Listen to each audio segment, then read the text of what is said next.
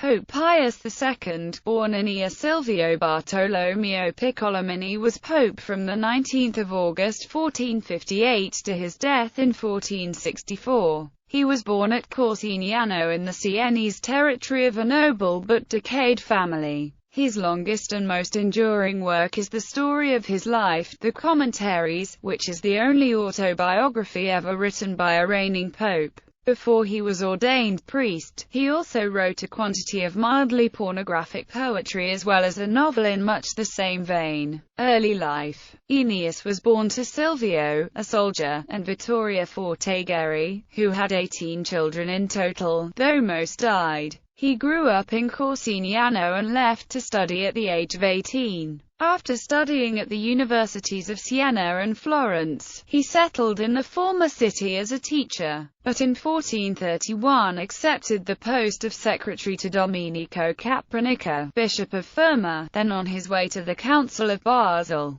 Capranica was protesting against the new Pope Eugene IV's refusal of a cardinalate for him, which had been designated by Pope Martin V.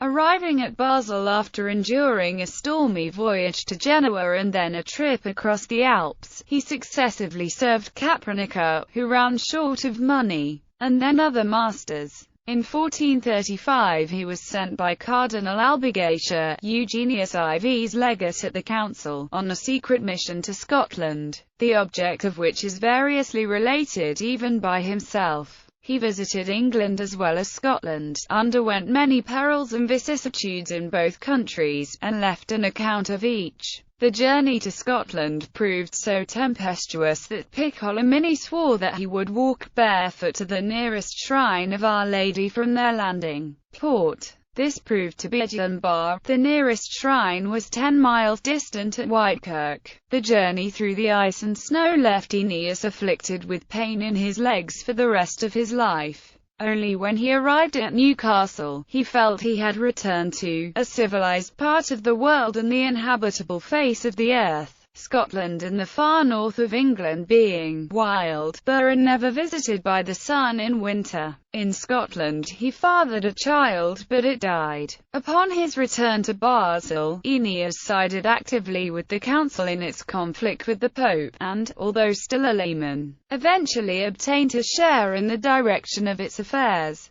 He supported the creation of the anti-pope Felix V and participated in his coronation. Aeneas then was sent to Strasbourg where he sired a child with a Breton woman called Elizabeth. The baby died 14 months later. He then withdrew to the court of Holy Roman Emperor Frederick III in Vienna. He had been crowned imperial poet laureate in 1442, and he obtained the patronage of the emperor's chancellor, Caspar Schlick. Some identify the love adventure at Siena that Aeneas related in his romance The Tale of the Two Lovers with an escapade of the Chancellor. Aeneas' character had hitherto been that of an easy and democratic-minded man of the world with no pretense to strictness in morals or consistency in politics. He now began to be more regular in the former respect, and in the latter adopted a decided line by making his peace between the Empire and Rome. Being sent on a mission to Rome in 1445, with the ostensible object of inducing Pope Eugene to convoke a new council, he was absolved from ecclesiastical censures and returned to Germany under an engagement to assist the Pope.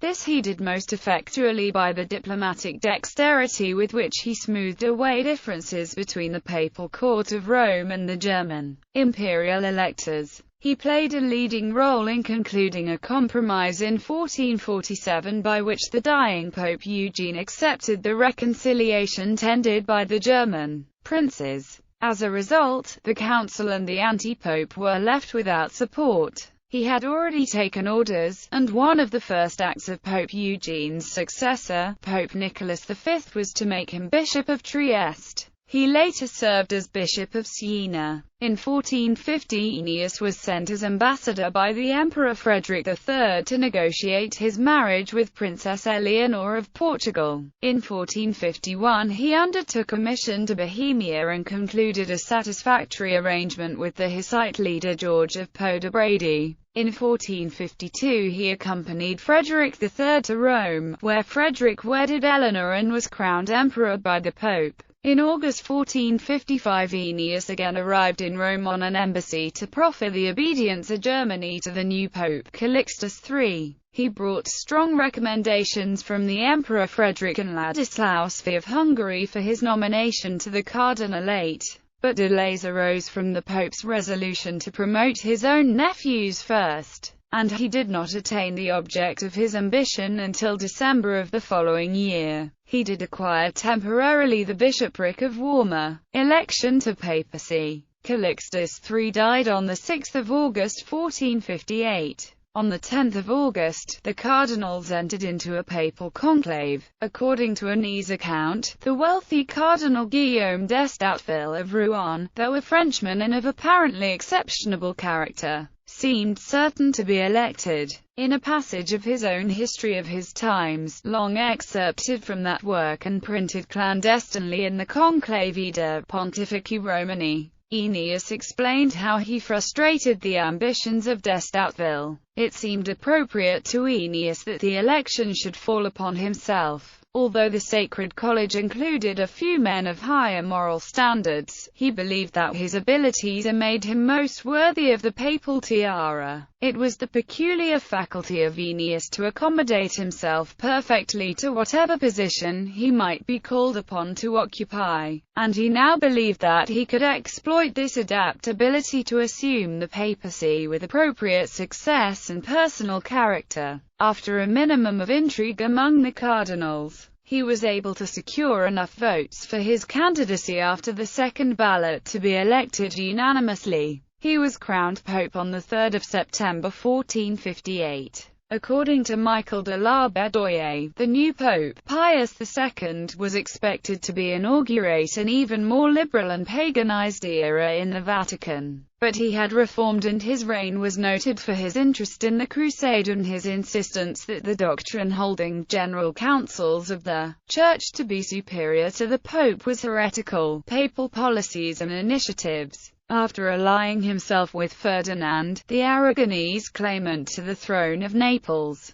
his next important act was to convene a Congress of the representatives of Christian princes at Mantua for joint action against the Turks. On 26 September 1459 he called for a new crusade against the Ottomans, and on 14 January 1460 he proclaimed the official crusade that was to last for 3 years. His long progress to the place of assembly resembled a triumphal procession, and the Council of Mantua of 1459, a complete failure as regards its ostensible object of mounting a crusade, at least showed that the impotence of Christendom was not owing to the Pope. The Pope did, however, influence Vlad III Dracula, whom the Pope held in high regard, in starting a war against Sultan Mehmed II of Turkey. This conflict at its peak involved the Wallachians trying to assassinate the Sultan. On his return from the Congress, Pius II spent a considerable time in his native district of Siena, where he was joined by his erstwhile host in Mantua, Ludovico Gonzaga. Pius described his delight with country life in very pleasing language. He was recalled to Rome by the disturbances occasioned by Tiburcio di Marzo, who was ultimately seized and executed. In the struggle for the Kingdom of Naples between the supporters of the House of Aragon and the House of Anjou, the Papal States were at this time troubled by rebellious barons and marauding condottieri, whom he gradually, though momentarily, quelled. The Neapolitan War was also concluded by the success of the Pope's ally the Aragonese Ferdinand. In particular, the Pope engaged for most of his reign in what looked like a personal war against Sigismondo Pandolfo Malatesta, Lord of Rimini, with the result of the almost complete submission of that condottiero. Pius II also tried mediation in the 13 Years' War of 1454–66 between Poland and the Teutonic Knights, but, when he failed to achieve success, cast an anathema over Polish and Prussians both. Pius II was also engaged in a series of disputes with the Bohemian king George Podebrady and Sigismund of Austria. In July 1461, Pius II canonized Saint Catherine of Siena, and in October of the same year he gained at first what appeared to be a brilliant success by inducing the new King of France, Louis XI, to abolish the Pragmatic Sanction of Bourges, by which the Pope's authority in France had been grievously impaired. But Louis XI had expected that Pius II would in return espouse the French cause in Naples, and when he found himself disappointed he virtually re-established the Pragmatic Sanction by royal ordinances. Pius II built a fortress in Tivoli called Rocca Pia in 1461. In September 1462, he confirmed the Diocese of Laybach, established in December 1462 by Frederick III, Holy Roman Emperor. The crusade for which the Congress of Mantua had been convoked made no progress. In November 1463, Pope Pius II tried to organize the crusade against the Ottomans, similar to what Pope Nicholas V and Pope Calixtus III had tried to do before him. Pius II invited all the Christian nobility to join, and the Venetians immediately answered the appeal. So did George Castriot Skanderbeg, the leader of Albanian resistance, who on the 27th of November 1463, declared war on the Ottomans and attacked their forces near Ohrid.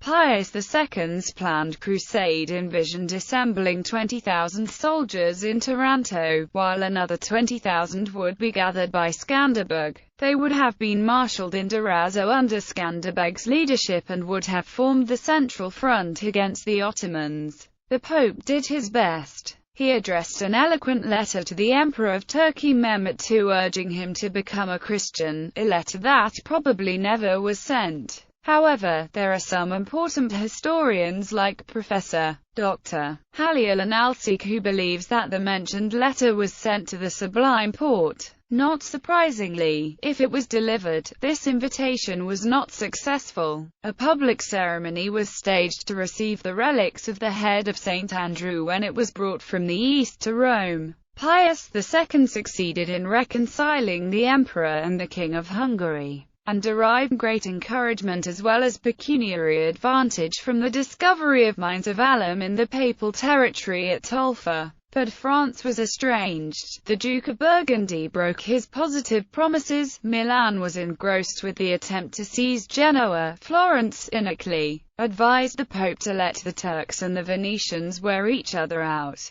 Pius II was unaware he was nearing his end, and his malady probably prompted the feverish impatience with which on the 18th of June 1464 he assumed the cross and departed for Ancona to conduct the crusade in person. Slavery. Pius condemned slavery of newly baptized Christians as a great crime. In an address of 1462 to the local ruler of the Canary Islands, Pius instructed bishops to impose penalties on transgressors. Pius did not condemn the concept of trading in slaves, only the enslavement of the recently baptized, who represented a very small minority of those captured and taken to Portugal. Pope Urban VIII, in his bull dated the 22nd of April 1639, described these grave warnings of Pius as relating to neophytes. According to British diplomatic papers, Pius' letter was addressed to Bishop Rubeira and confirms Urban's observation that the condemnation relates to new converts being enslaved, illness and death. In spite of suffering from a fever, Pope Pius II left Rome for Ancona in the hope of increasing the morale of the crusading army. However, the crusading army melted away at Ancona for want of transport, and when at last the Venetian fleet arrived, the dying pope could only view it from a window. He expired 2 days afterwards, on the 14th of August 1464, and was succeeded by Pope Paul II. Pius II's body was buried in the church of Santa Andrea della Valle, while an empty cenotaph was built in St. Peter's Basilica. Later, the cenotaph was moved to Santa Andrea as well. Reputation and legacy. Pius II was one of the most prominent authors of his period. His most important and longest work is his Autobiography Commentaries in 13 books, first published in 1584 by Cardinal Francesco Bandini Piccolomini, a distant relative. Piccolomini altered it to some extent, removing words, phrases and whole passages that were unflattering to his relative. Piccolomini published it under the name of Scribe Gobelinus, who was then misattributed as the author. A natural mistake, because Pius II chose to write commentaries from the third-person perspective. Pius II was greatly admired as a poet by his contemporaries, but his reputation in belles lettres rests principally upon his The Tale of the Two Lovers, which continues to be read to this day, partly from its truth to nature, and partly from the singularity of an erotic novel being written by a future pope. He also composed some comedies, one of which alone is extant. All of these works are in Latin. Pius II was the author of numerous erotic poems. However, such scandalous material was written before his election and a deep personal change. His epistles, which were collected by himself, are also an important source of historical information. He sketched biographical treatises on Europe and Asia, and in early and middle life produced numerous tracts on the political and theological controversies of his day, as well as on ethical subjects. The pontiff even wrote an exhaustive refutation of Islam. Pius was not an eminent scholar. His Latin was fluent, but he knew little Greek.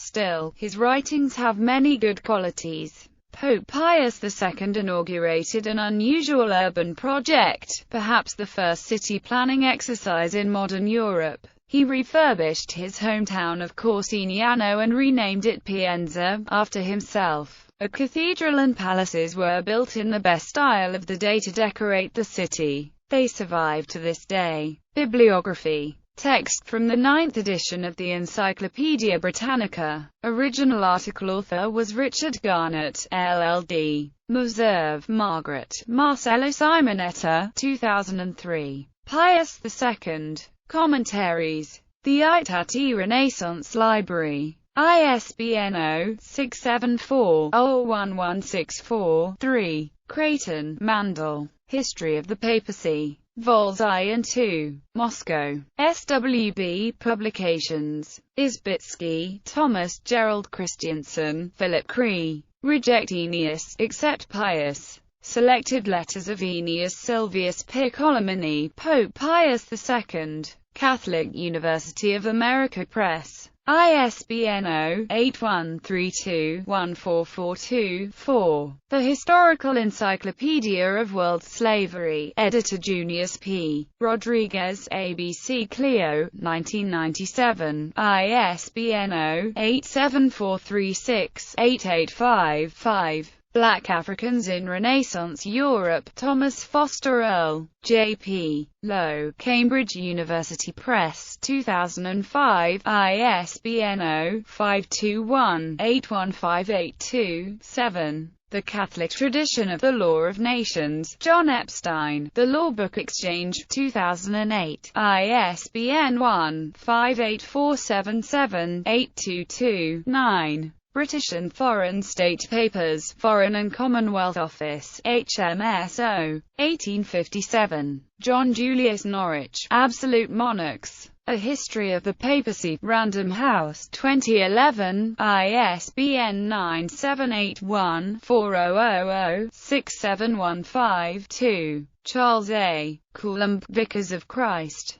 A History of the Popes, Citadel Press, 2003, ISBN 0-80652370-0.